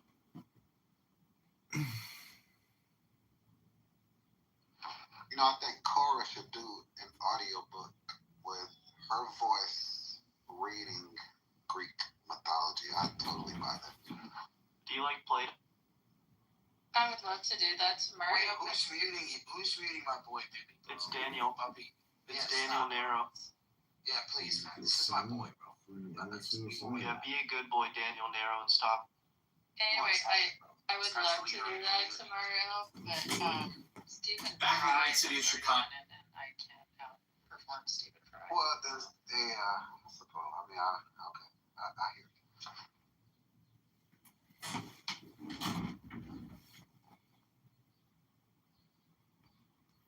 But, Bubby, you know I love Plato. Why would you ask me that, Bubby? Do you agree with his metaphysics? No. Wait, before you guys get to Plato, speaking of not shitting in your pants at the movie theater, I went to a hot dog stand yesterday, and as I walked into the hot dog stand, this giant fat guy blasted a huge fart, at the cash register. I was like, shouldn't you like maybe pass yesterday's meal before you decide to like come here and fart and then buy, $100 worth of hot dogs? Anyways, I am complete. Thank you all very little for muting me. I appreciate you very little. I hope you all have a great day with the rest of your platonic conversation. And Cora is definitely the leader. Megatron has lost control. Daniel has lost control.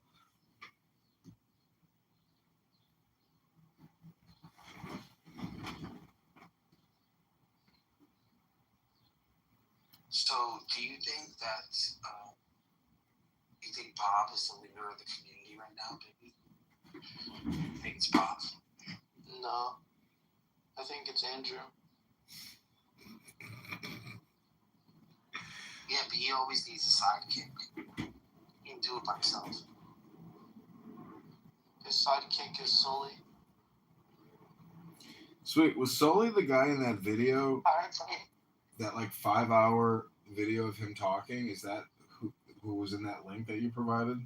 Because I obviously could only spend like 15 seconds listening to him talk in his suit on that like podcast. Yeah, so we have there's like a hierarchy of debate, ranking people who debate.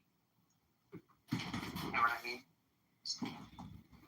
And me and Bubby here have been on the bottom of that list many times. But if you read it backwards, it makes way more sense. Way more sense. So what about Sully?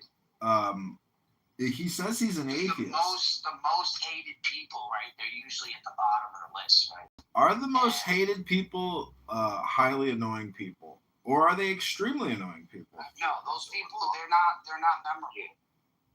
Like what you're doing, John, is not memorable. Like you have. Well, it's more memorable than what you're doing. I'm live on my YouTube on 20 different YouTubes. Let me put the link in the chat. I got evidence. I have evidence. Are you putting the willing link in the to chat. choose a position and then tear it down every single day? Are you willing to do that? Are you ready? You're not ready. When you're ready, my poison, are you ready? Is dead Jew guy on a street. That's what I chose.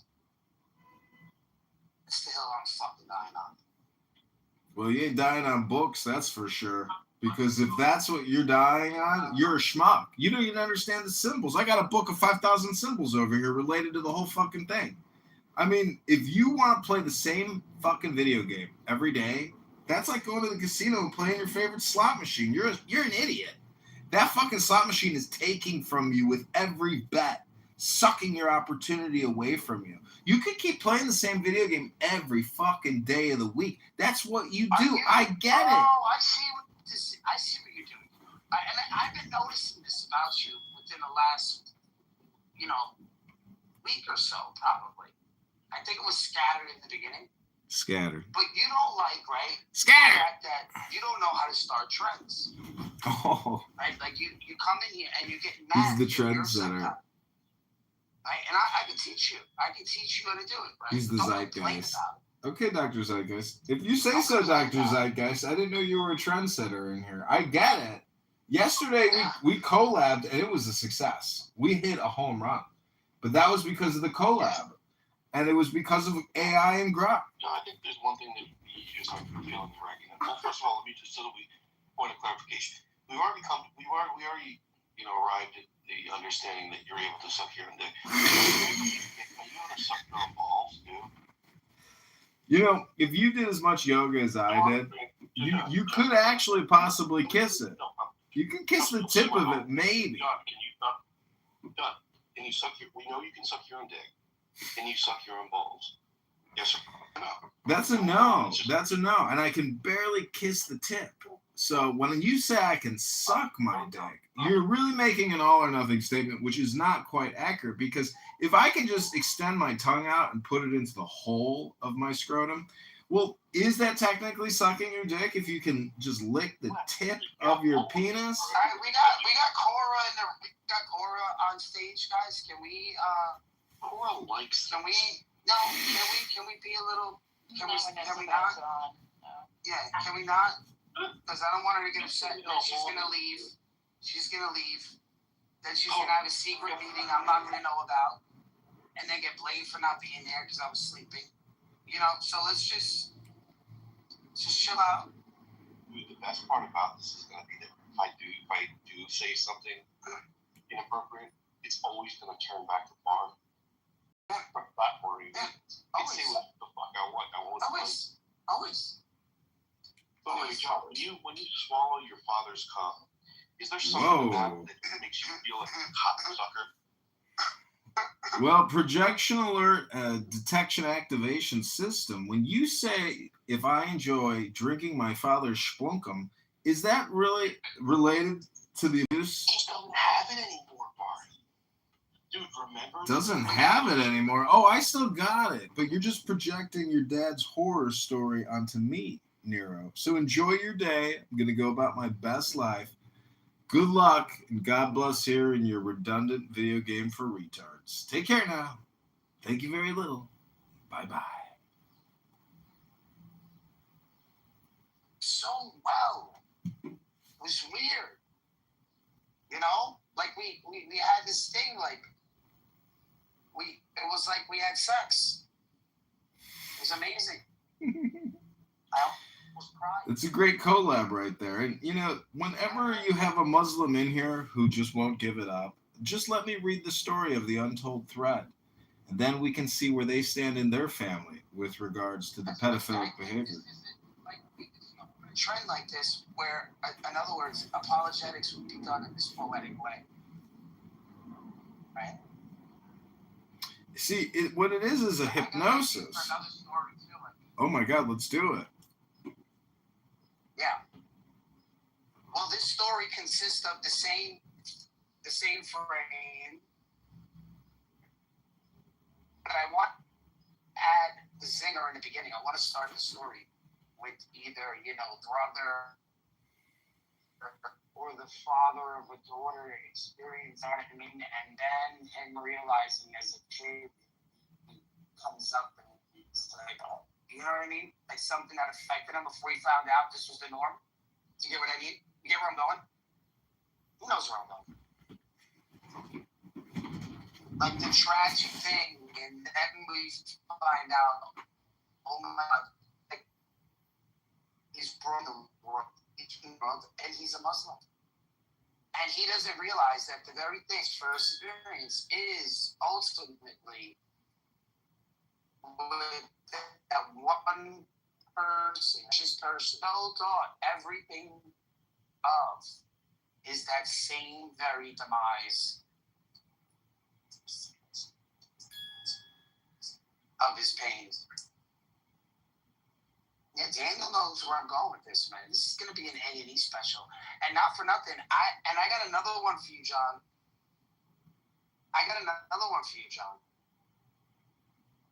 And it's the death of the prophet. Daniel knew where I was going. He knew where I was going, right? And I want a triple generation, starting with Aisha. Coptic, Marietta Coptic, and then the woman who was taken from Tamar.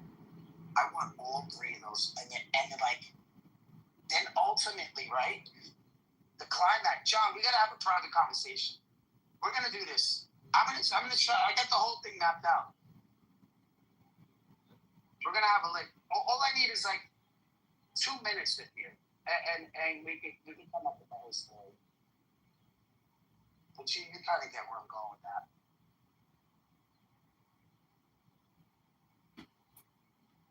that. Okay, here is your new story. I just put everything you said into Grok AI. It's called The Veil of Innocence, a collab between Megatron Productions and John Kitover Media Incorporated, a Delaware-based corporation.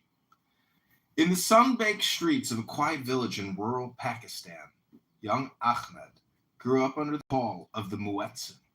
His father, a gentle imam who had passed away when Ahmed was only 8, had taught him the basics of faith with love and stories. The Prophet Muhammad, peace be upon him, was the perfect example. His father would say merciful, wise, and just. Ahmed memorized verses from the Quran, prayed 5 times a day, and fasted during Ramadan with a pure heart. He had never heard the troubling details that scholars debated in the distant madrasas or online forums. To him, Aisha was simply the beloved wife, the learned scholar, the mother of the believers. Her story wrapped in reverence and innocence. The world was simple and faith was his anchor. When Ahmed grew into a man, life pulled him toward the wider world. He moved to the city for work, studied engineering, and began reading voraciously. One night, scrolling through forums and historical texts, he stumbled upon accounts from the Hadiths, Sahih, Bukhari, and others, detailing that Aisha was betrothed at 6 or 7, and the marriage was consummated when she was 9. The numbers hit him like a blow. His teachers had always spoken in vague, respectful terms, or avoided the age entirely. Disillusionment crept in. If this is true, he thought, how can he be a perfect moral example for all time? Doubts multiplied. He questioned other aspects of the faith, miracles, conquests, contradictions he now saw everywhere. By his mid-20s, Ahmed declared himself an atheist. There is no God, he told his mother bitterly. Only stories men tell to control other men. The fall was swift. Without faith, Ahmed felt untethered. He lost his engineering job after clashing with devout colleagues over religion. Friends distanced themselves. His savings dwindled on failed ventures and aimless living. He drank to numb the void, which only worsened his health. A mysterious illness took hold.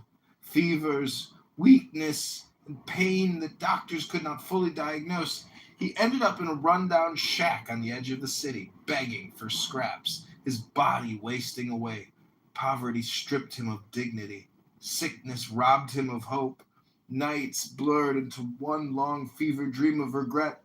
What have I done? He whispered to the empty darkness. One particularly cold night, as Ahmed lay shivering on his thin mat, he slipped into a deep, vivid dream. There in a sunlit garden that smelled of roses and incense stood his father, young, strong, and smiling, as Ahmed remembered him from childhood prayers. "My son," his father said, his voice warm and steady, "you have wandered far because you sought truth but stopped halfway."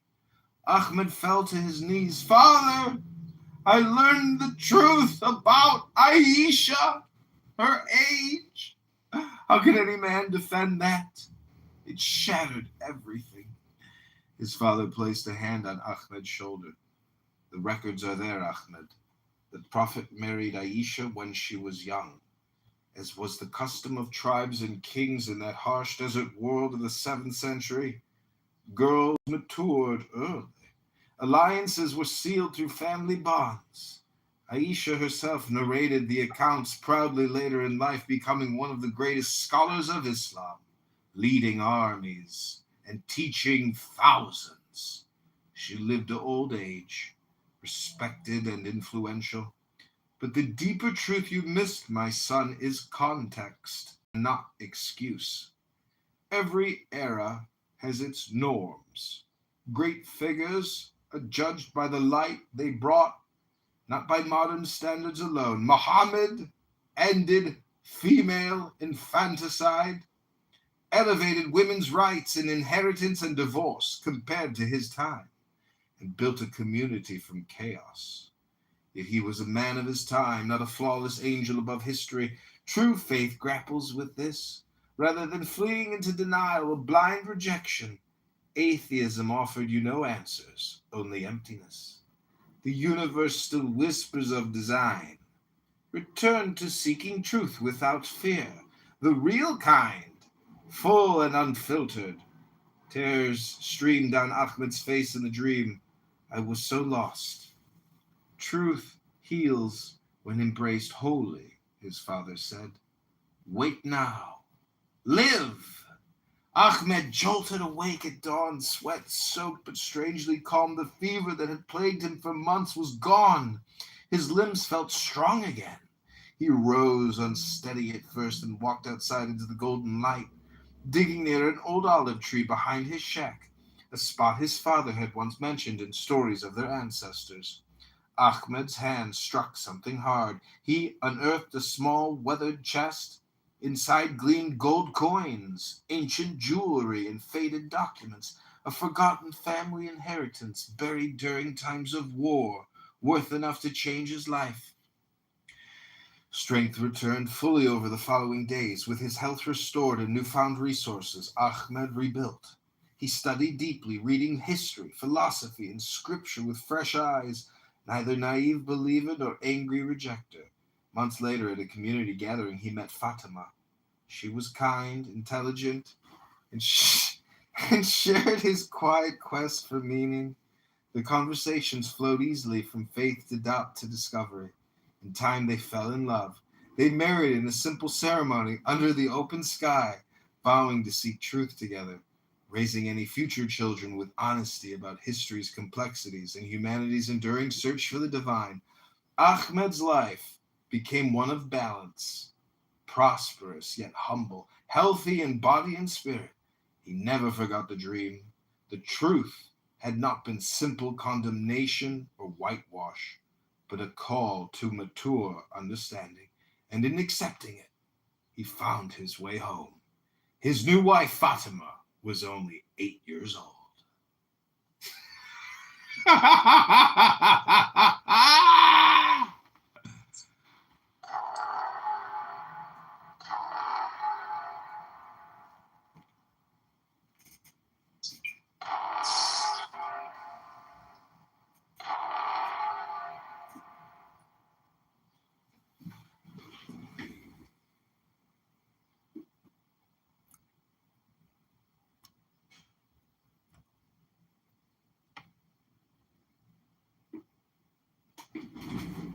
Where else are you gonna do that, Tamario?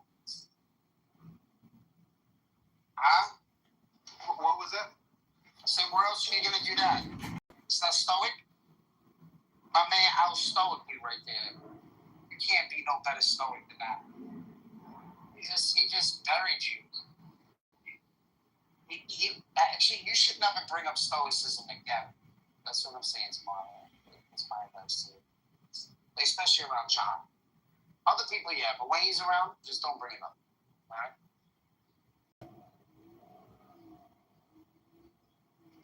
Sure, Mark. Well, I like Stoicism. I have this Harvard classic of Marcus Aurelius, Epictetus, and Plato, and it has this one little passage called the Hymn to Cleanthes. Have you ever read it or heard of it? Because it discusses a lot of very important, yeah, Hymn to Zeus, same thing. Because if you believe in the one God, or if you're an atheist or a polytheist or a monotheist, it's an important document to read to understand what people, what is this little hymn saying? It's saying quite a lot. And it's beautiful and it's empowering. And it talks about universal law. Well, you can't have law without enforcement. Hello?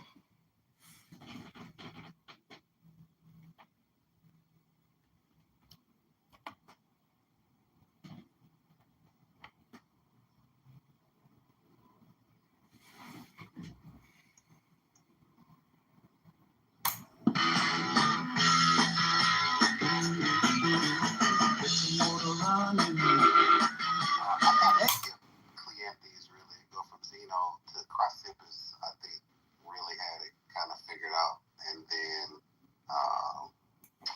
later It's pronounced Chrysippus. Chrysippus.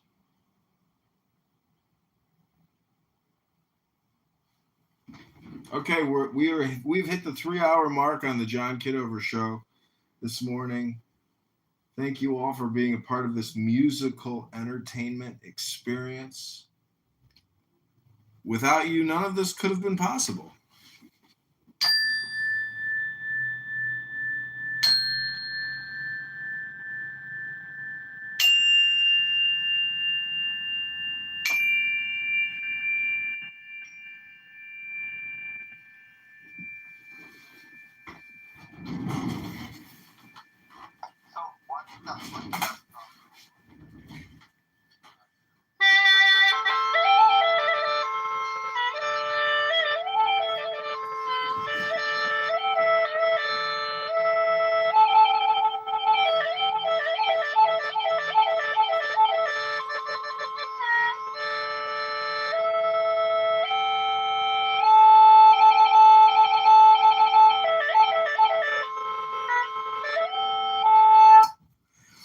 Never had one lesson. if you were playing that, it's awesome. Were you playing that, or were you like? Yeah, this is called the Chinese flute. You can go to my YouTube live right now if you want to see my bald head.